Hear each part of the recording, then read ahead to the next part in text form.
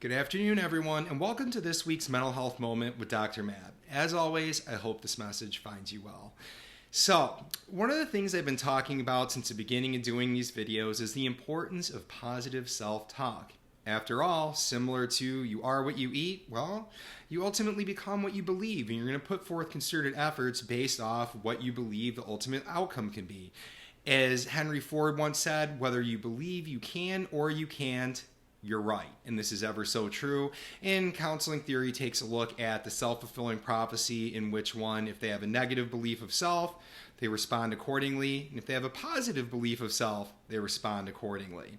Now, it is also true that self-awareness is the backbone of everything. The more aware you are of self, the more aware you become of others. And this is where wisdom is ultimately cultivated as well as may flourish from that point onward. But it's ever so important that we do take a look inward from time to time to ensure that what it is that we believe is accurate in the world around us. Because remember, we all perceive and respond to the world differently, meaning that to a great extent, our rules and the way that we go about the world are more of a subjective reality than an actual reality. Now, sometimes there could be a problem in terms of the self-awareness piece and the positive self-talk. And more recently, over this past weekend, I read an article that was talking about how videos similar to the one I'm putting out here now, similar to what we're seeing in different articles out there, some of the books that are being written and so on, have this type of egocentric, narcissistic mentality in which, okay, live the life you've always wanted, continue to do what you've always done. If people are having an issue with it, it's on them, not you. Continue doing what you're doing.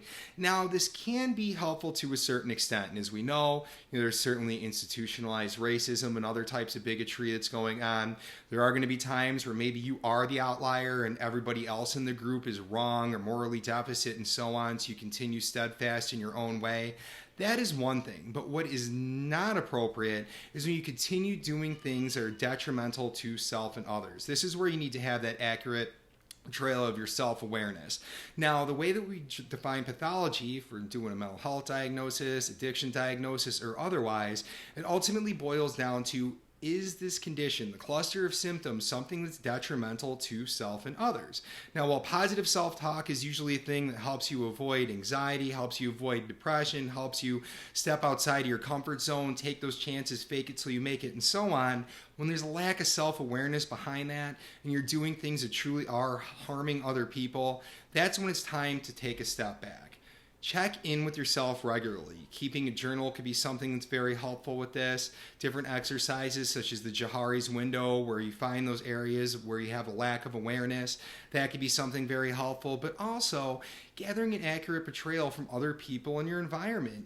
Are you listening to what people have to say? Are you soliciting feedback from others? Are you somebody who's closed-minded to what it is that's being said to you?